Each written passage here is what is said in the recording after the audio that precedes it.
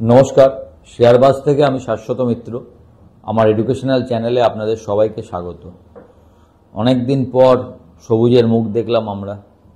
আর নিফটিটাও একটা ভালো জায়গা আছে, 24,500-র ওপরে, মানে 550-এরও ওপরে বন্ধ দিয়েছে, 585, 363 আগের দিন বন্ধ ছিল।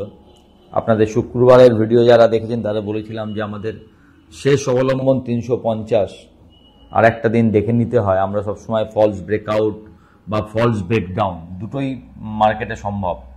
তো যদি দেখা যায় যে কালকেও মার্কেটটা ভালো আছে, 500-র ওপরেই থাকবে, তাহলে বুঝতে হবে এটা ফলস ব্রেকডাউন ছিল। আমরা শুক্রবারে যেটা দেখেছিলাম সেটা ফলস ব্রেকডাউন ছিল। Hope for the best. তো একটাই মার্কেটে দেখুন, এমনিতে তো রিলেন্টলেস এফআইআই সেলিং, টানা এই নিয়ে 15 দিন এফআইআই মনে হয় সেল করলো। আজকে কি আসবে আমি জানি না। 14 দিন, টানা 14 দিন এফআইআই সেলিং এসছে। ক্যাশে আগের দিন প্রথম 14 দিনের পর প্রথম বাই এসছে, যদি ফিউচারে মিলিয়ে মানে টোটালে মিলিয়ে সেলই এসছে। তো সেল তো কোনোভাবে কমছে না। যদিও 24 দিন ধরে আজকে নিয়ে যদি হয়, তাহলে ডিআইআই প্রায় 25 দিন আপনার বাই করবে, যেটা মানে অসাধারণ বলতে গেলে, যে ডিআইআই খুব ভালো, যথেষ্ট মার্কেটকে রাখবার জন্য অনেক কিছু করছে। আজকে কিছুক্ষণ আগে দেখবেন এমফির ডাটা এসছে, তাতে আমাদের সাধারণ মানুষ, সাধারণ ভারতীয় যে ভারতের মার্কেটের ওপর ভরসা আছে সেটা আবার প্রমাণ হয়েছে। 28,400 কোটি টাকা, 27,249-এর জায়গায় 28,445, প্রায় ধরুন 2,000 কোটি টাকা, এই 1,200 কোটি টাকা, 1,200 কোটি টাকা বেড়েছে এসআইপি পার মান্থ। মানে এটাই ভালো যে আমাদের এসআইপি, আমরা এসআইপি মার্কেটটাকে একটা আলাদা জোর দিয়েছে। আমাদের ডিআইআই সেই জন্যে এত জিনিসপত্র কিনতে পারছে। এখন এফআইআই সেলিং যতক্ষণ না পুরোপুরি বন্ধ হবে, ডিআইআই কি করছে, মার্কেটকে ঠেকনা দিয়ে রেখেছে, বড় ফলের থেকে বাঁচাচ্ছে। কিন্তু মার্কেটকে তুলতে হলে এফআইআইকেও দরকার। এখন এফআইআই এর নিয়ে বলতে গেলে প্রথমেই যেটা বলতে হয়, কোভিডের সময়ও যা হয়নি, কোভিডের সময় অত খারাপ টাইমও যা হয়নি, সেটা হয়েছে এখন। কি হয়েছে না, টানা 7 দিন 10%-এর নিচে হচ্ছে এফআইআই লং পজিশন। তো এফআইআই লং পজিশন 7 দিন নয়, সরি 5 দিন। এফআইআই লং পজিশন এর আগে কোভিডের সময় হাইস্ট ছিল 4 দিন 10-এর নিচে, 10-এর নিচে 4 দিন ছিল। আর আপনার 2012-তে একবার টানা 5 দিন ছিল এফআইআই লং পজিশন 10-এর নিচে। সেই রেকর্ড, মানে 12-13 বছরের রেকর্ড এখানে যাচ্ছে। গতকালের ক্লোজিংটা কোনো অর্থেই ভালো ছিল না, কারণ আপনাদের বলেছিলাম 100 ডিএম এর নিচে বন্ধ করেছে ব্যাংক নিফটি, নিফটি 2 মাসের নিচে স্তরে এসছে। Mid cap index, small cap index আজকে সবই ভালো বন্ধ করেছে। ব্যাংক নিফটি প্রায় আপনার 55,500, নিফটি 24,580। যাক, আপাতত 500-র ওপরে ওঠা মানে, এবং সবচেয়ে বড় কথা একটা জায়গা ভেঙেছে। কি বলুন তো, লাস্ট কোভিডের টাইমে ফেব্রুয়ারি, কোভিডের 2020 ফেব্রুয়ারি মার্চে পরপর 6 সপ্তাহ মনে হয় নিফটি, এটা নিয়ে 6 সপ্তাহ বা 7 সপ্তাহ নিফটি নিচে বন্ধ হয়েছিল পরপর, উইকলি ক্লোজিং নিচে গেছিল। এইটা হচ্ছে 6th উইক যেটা নিফটি নিচে বন্ধ হলো। তো মোটামুটি এই উইকটা যদি ওপরে বন্ধ হয়, তাহলে ওই রেকর্ডটা, খারাপ রেকর্ডটা থাকবে আর কি, নাহলে আবার নতুন রেকর্ড হবে। যাই হোক, প্রথম দিন অন্তত আরেকটা জিনিস মার্কেট ছেড়েছে, যে এর আগের পর্যন্ত আগের দিনের হাইটাকে মার্কেট কখনোই ভাঙছিল না। মানে লাস্ট ডে হাই, তার নিচেই হাই করে আবার নেগেটিভে বন্ধ হচ্ছিল। আজকে প্রথম মার্কেট পজিটিভে বন্ধ হয়েছে এবং আগের দিনে হাইয়ের ওপরে গেছে। তো যাই হোক, সামহাট একটু আশার আলো মার্কেট থেকে দেখা যাচ্ছে। এখন আশার আলো দেখা মানে, যে ধরনের রিলেন্টলেস সেলিং আছে, যে ধরনের ওভারসোল্ড পজিশন আছে, তাতে তো এইটুকু পুলব্যাক আমরা পেতামই। পুলব্যাক ট্রেড আপনি নেবেন। এখন এই ট্রেড নেওয়ার ব্যাপারে একটা মনে পড়লো, ডেসক্রিপশানে একটা লিঙ্ক দেয়া আছে, যেখানে আপনি ক্লিক করলে আপনি মোটামুটি 2 মাসের জন্য ফ্রি ব্রোকারেজে কাজ করতে পারবেন।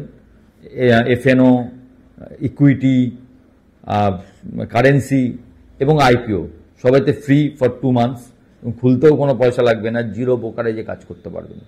আপনারা একবার ডেসক্রিপশনটা চেক করে নেবেন।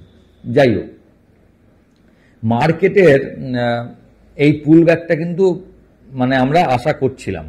একটাই ব্যাপার হচ্ছে, এই যে আপনাকে বলছি মার্কেট এত ওভারসোল্ড পজিশনে আছে, মার্কেট যেরকম ওভারসোল্ড পজিশনে আছে বলছি, এরম কোনো নিয়ম নেই যে মার্কেট এতদিন অবধি ওভারসোল্ড থাকতে পারবে, এরপরে আর থাকতে পারবে না।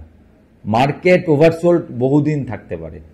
আমি কোনো একটা ইনস্ট্যান্সে দেখছিলাম মার্কেট ওভারসোল্ড ছিল প্রায় 20 দিনের মতো, তো থাকতে পারে মার্কেট ওভারসোল্ড। যাই হোক, আজকে কিছুটা অন্তত শর্ট কভারিং হয়েছে বলে মনে হচ্ছে, যদিও এটা কিছুই নয়।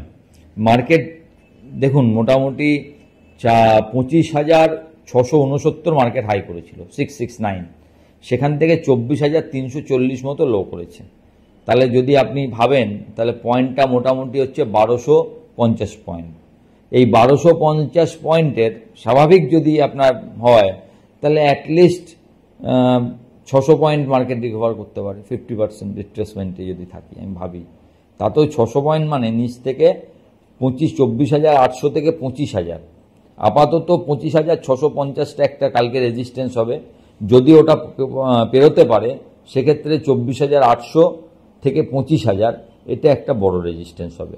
কারণ আপনি যদি কল পুটের ওপেন ইন্টারেস্ট দেখেন তাহলে দেখবেন সাপোর্টটা মেনলি ছিল হচ্ছে 24,300 এবং 24,000-এ ওপরে বড় ধরনের সেলিং ছিল 24,500, যেটা আমরা কাটিয়ে উঠেছি।